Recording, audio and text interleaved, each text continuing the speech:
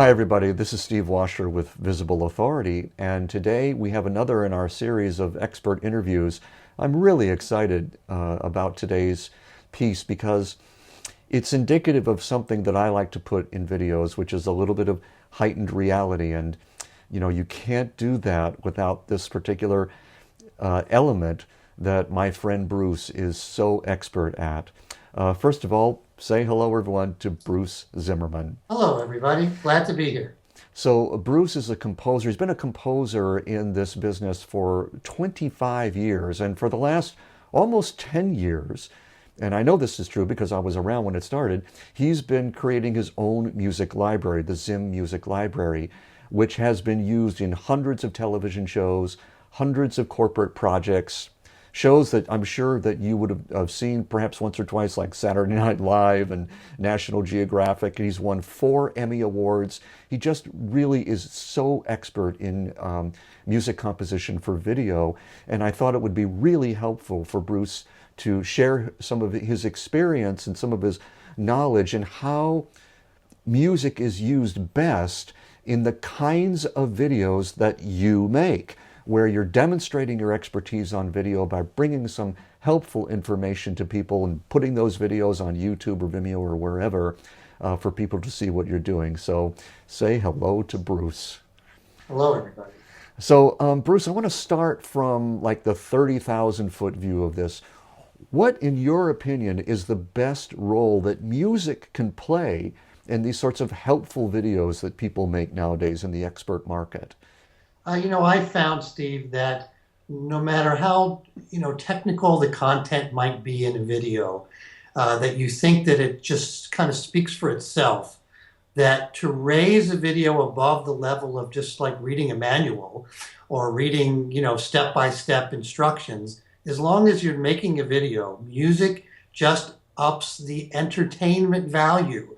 And I don't mean entertainment in something frivolous like now it's fun. It might not be fun, it might be very informational, but it draws the viewer in. It just creates a level of professionalism, I think, that just, that adds the texture. And if the music is done right, of course, if it's bad music, it makes it worse.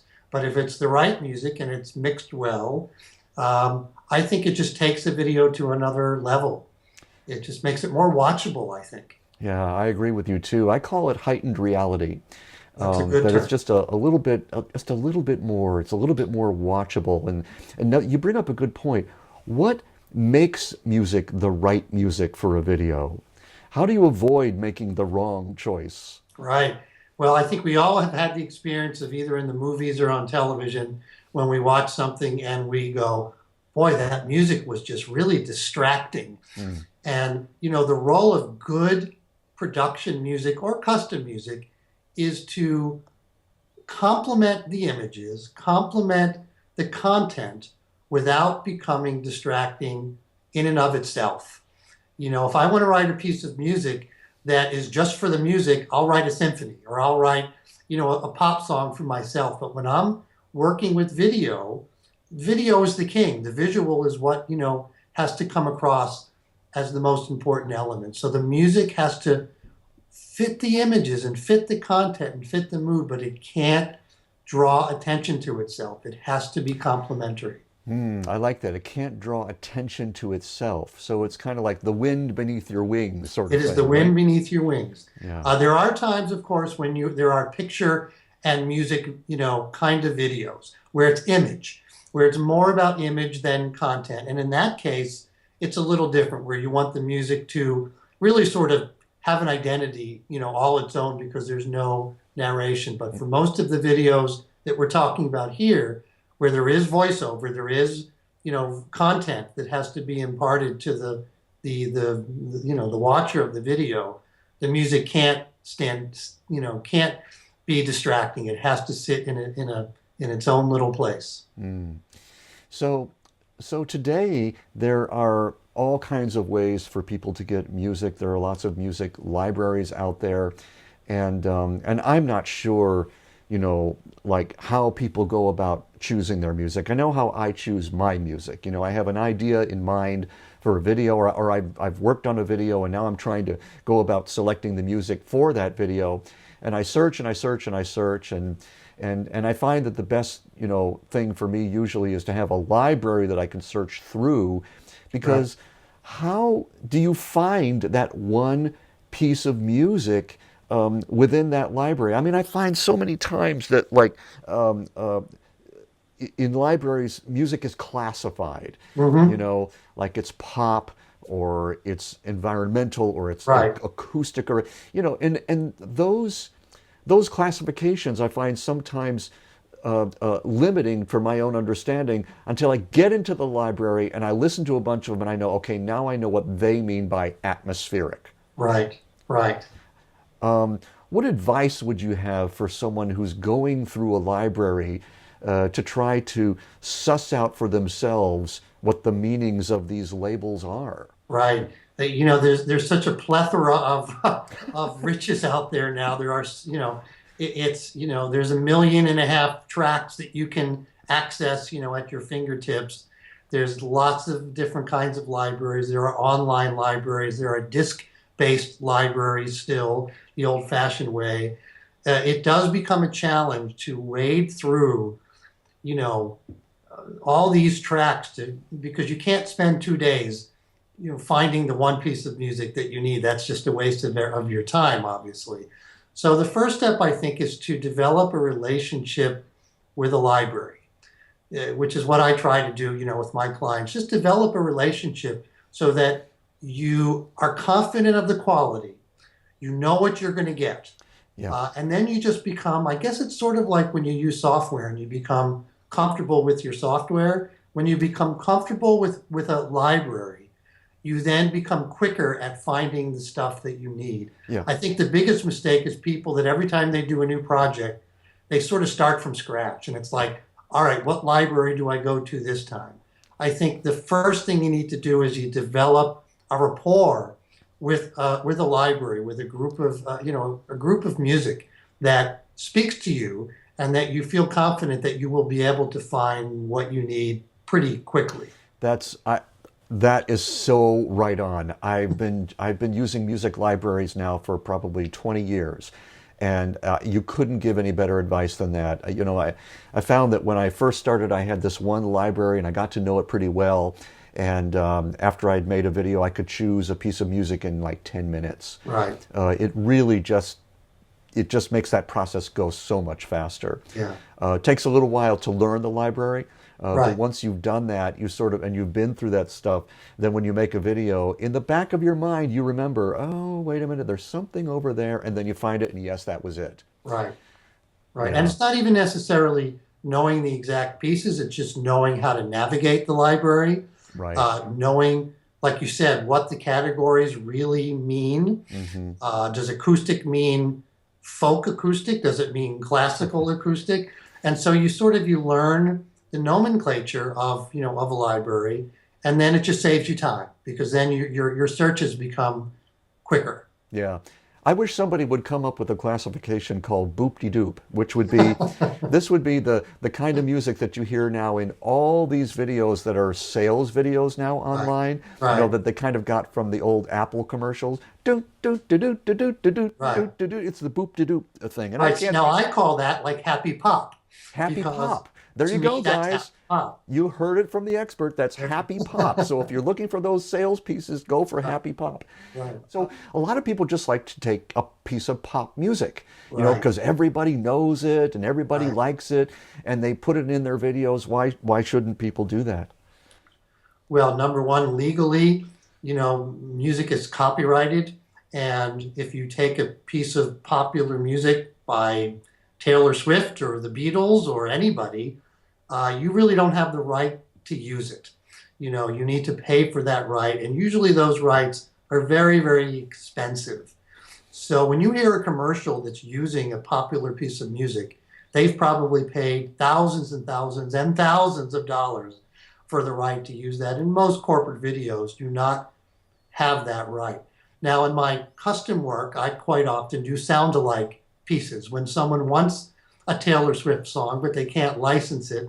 So as a composer, you write a piece of music that sounds like it. But in most cases, when you're using production music, you know, it's a cost-effective way to get a good piece of music without coming into legal questions about using copyrighted material. Yeah, and I will say that if you choose the right piece of music, it can be electrifying. It can take your Sure. video to a whole new high. I've had the good fortune of choosing some music in the past that just took my productions to just made them 10 times better than they would have been otherwise with a Right, lesser piece of music. right. So I know exactly what you mean. So you don't have to worry about the fact that, you know, you can't use something by the Beatles. You can find music that is just perfect for your production. You know, And just quickly, you know, talking about the Beatles, mm, just as a for instance, I have a CD that's all Beatles sounding music. It sounds like it's from the 60s. You know, it has sort of that sound.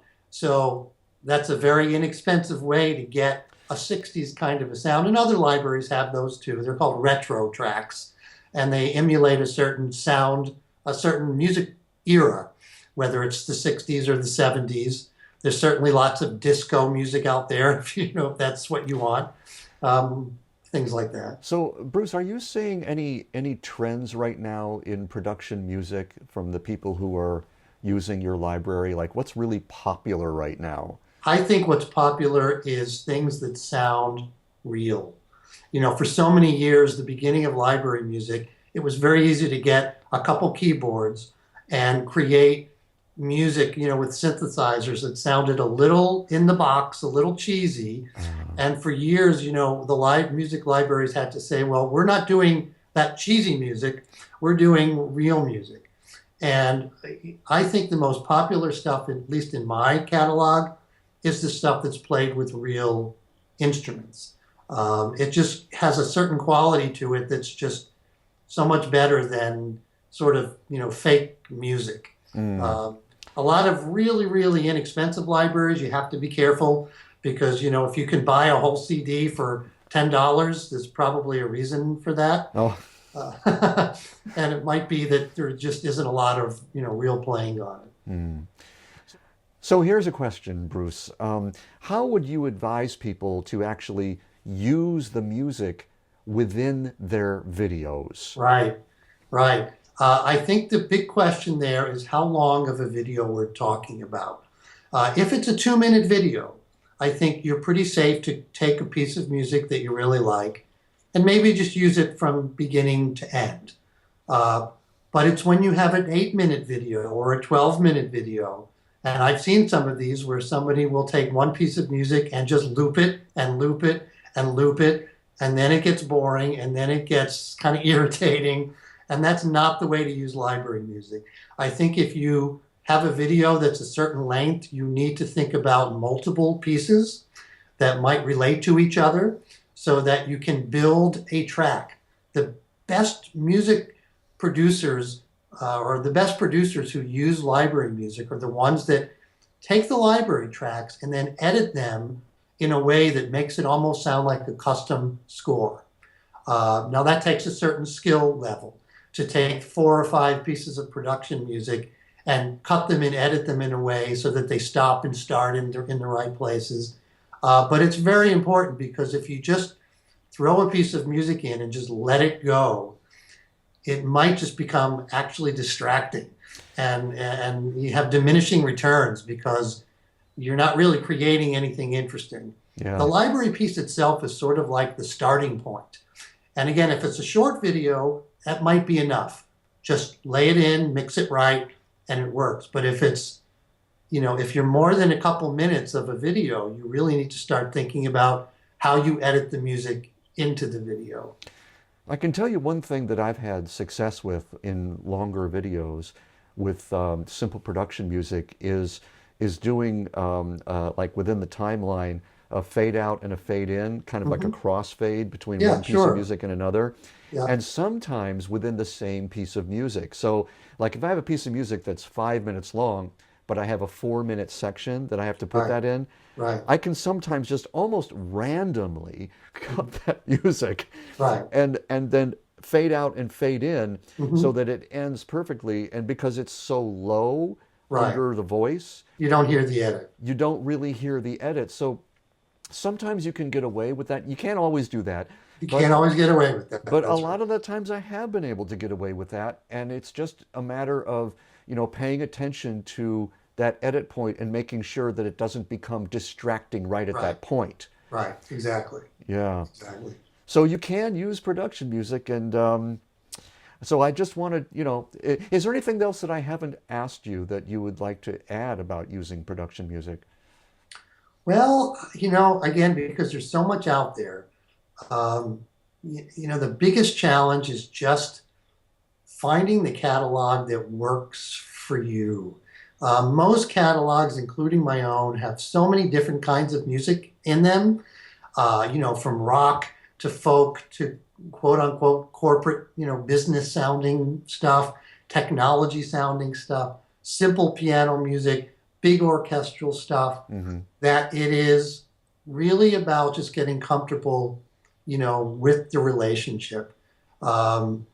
Because I am my own man and my library is all me, I tend to form sort of personal relationships with my clients where they can call me, Hmm. they can email me, they can say, Bruce, I love this piece. Is there anything else in the library sort of like this? Or, Bruce, I need a simple piano piece that isn't happy or sad, but it's just sort of neutral. What do you suggest? So I try to be, there for my clients. There's some libraries that are just too big to do that. And in that case, the video producer has to kind of navigate that themselves. Mm. Okay, that's good to know. And now I understand that you actually have kind of a cool deal for people who first come to your library.